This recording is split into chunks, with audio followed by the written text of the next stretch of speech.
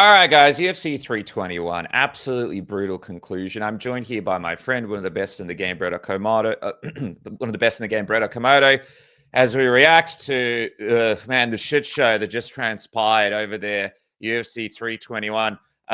Dude, there's a lot to get to when it comes to this main event. There's so many ways to look at what happened. But first things first, man, your reaction. I just want to show you the footage of the eye poke as well. 2 seconds here, so we can sort of react to it live. But yeah, this is what it looked like. I thought it was a single eye poke, turned out to be a double. There it is there. If you look at the footage right here, it looks like almost the right eye bore more of the brunt of it. And this was just as the fight got going. What was your reaction when you saw the eye poke, Brett, and the fact that, hey, this might not actually keep going on? And then it got called off, of course. Yeah, it was pretty obvious it was going to get called off. I mean, sometimes DC gets a little excited and he starts saying things like, "Okay, DC, hang on, like let's see what happens here." But as soon as Tom started to say that he couldn't see, I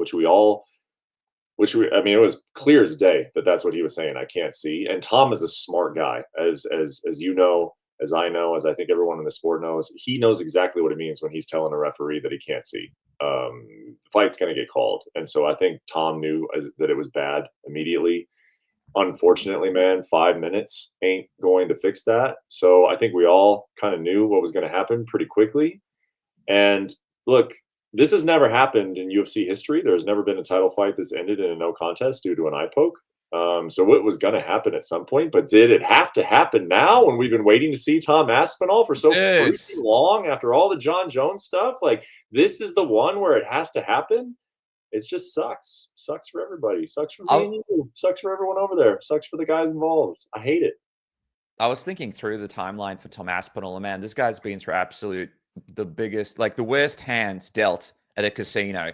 First, he had the whole John Jones saga. Apparently, he started a camp about 3 or 4 times trying to get ready for that. Away for 15 months. And now this was supposed to be his moment. I know you and me both felt it. They were building him as the guy for the organization, and this was supposed to be his moment. Goes out there, and not only does this eye poke happen in the first round on his return, but also Ciryl Gane, man, finding a little bit more success in the first round before it happened, which creates even more questions about how the fight would have played out. I mean, I don't know, like, for poor Tom, like, this couldn't be any worse, I think.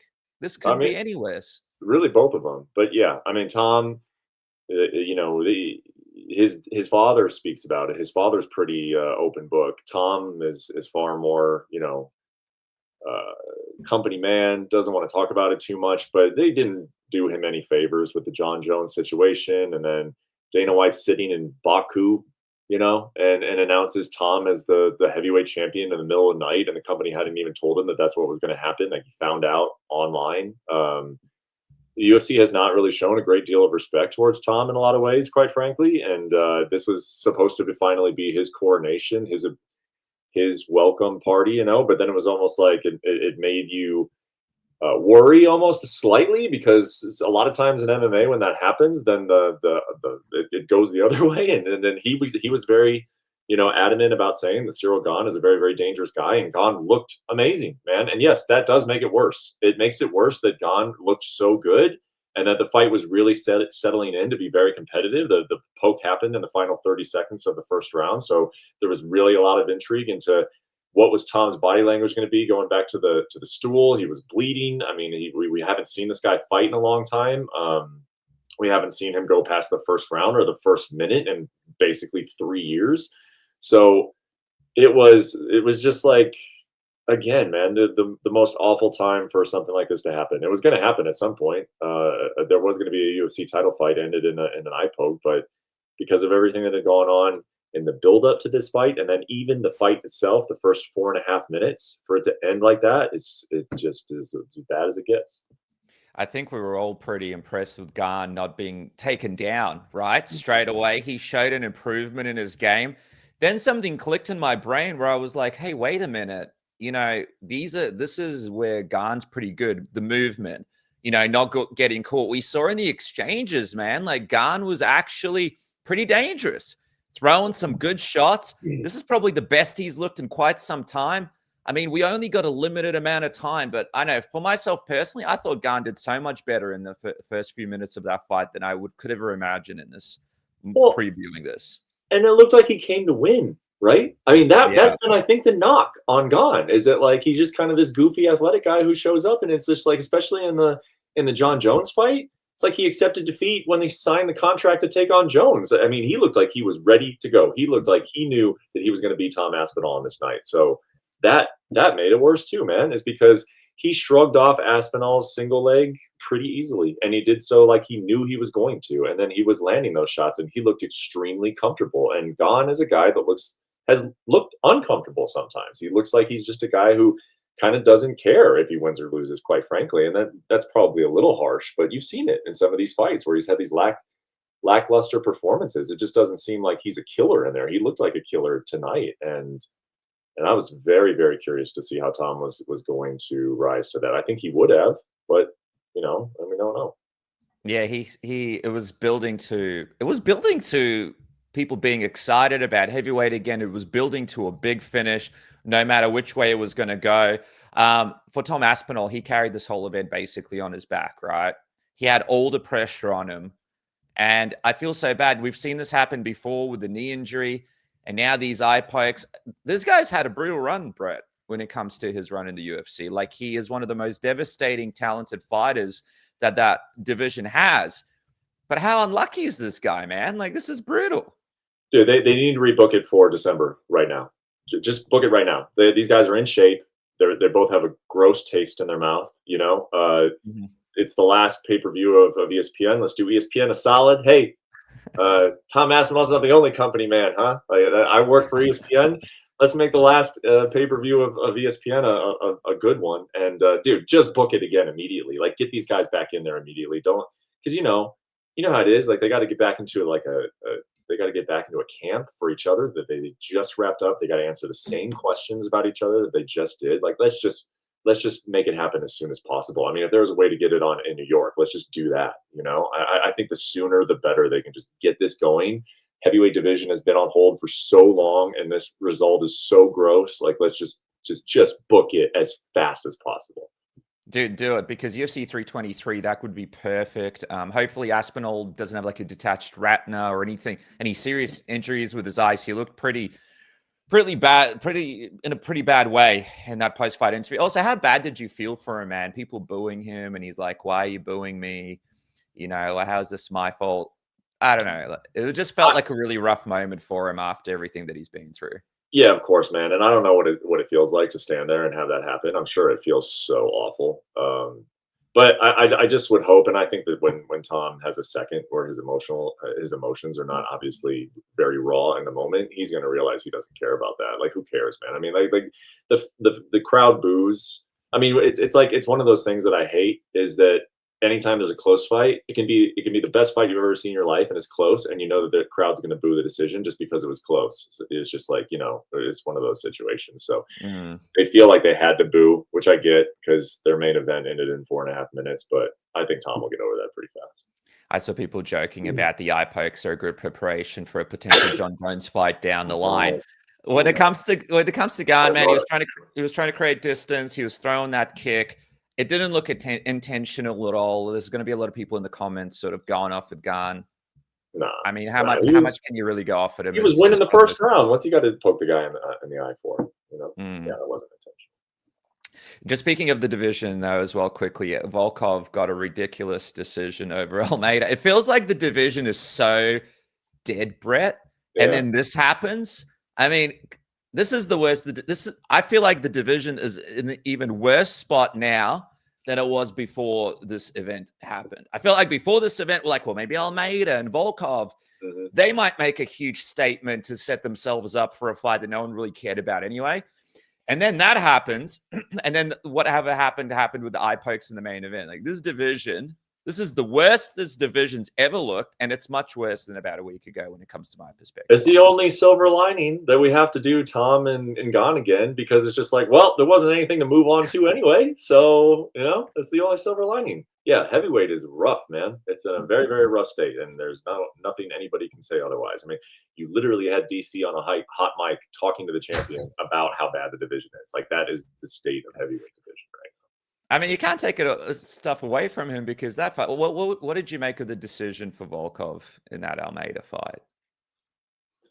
I mean, it's like you're in top position, but you don't score damage, then you are leaving yourself up to risk, man. It's like I actually thought like the commentary did a tremendous job. I think it was Laura Sanko who just said if you don't give the judges much to score on, then you have no idea what they're going to do, and that's true. And it's like you can't even blame that on the judges. That's what happens. So like when you get quote unquote bad judging or controversial judging, it's usually because there's not enough to score. It's not because they looked at a round where one guy clearly beat the other guy and they give it to the other guy. That does happen. But I feel like most of the time when we're sitting here bitching about scorecards, it's because it came down to one round in which almost nothing happened. And so there's a lot of kind of nothing happening in that fight. So when that happens, that's anything can happen on the scorecard. I think a lot of people were wondering if it was really. I mean, I never thought it was going to happen, but a lot of people are wondering if John Jones enters the conversation again at heavyweight. I think it's pretty clear now. We'll probably get Pereira and John Jones. Would you say Brett is the more likely option for the heavyweight return for John Jones, especially after all of this has happened? I don't know. What do you think?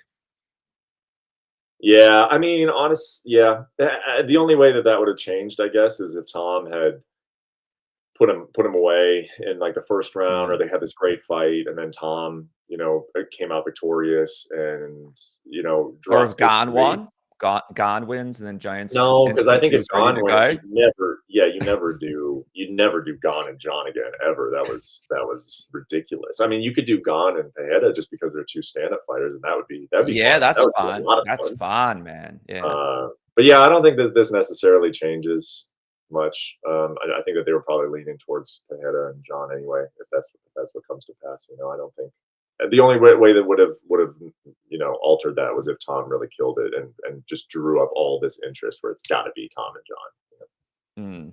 I'll tell you, a division that's in a better spot after this weekend is, McKenzie Dern's division. She's now the champion there. She had a nice moment with the daughter with the belt. It wasn't an easy fight by any means for her. It looked like at certain parts that it may go the other way. And also, Coach Jason Perillo doing an incredible job. So many champions under him, but I in the know. corner explaining to McKenzie, you got to win this round. Then after the fight, veteran tricks, putting her up on his shoulders, trying to make it clear to the judges that she's the winner.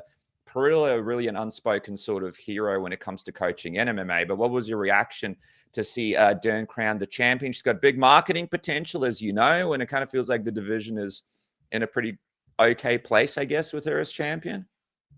I was just more happy for her, man. I was really happy for her. I think she came in as this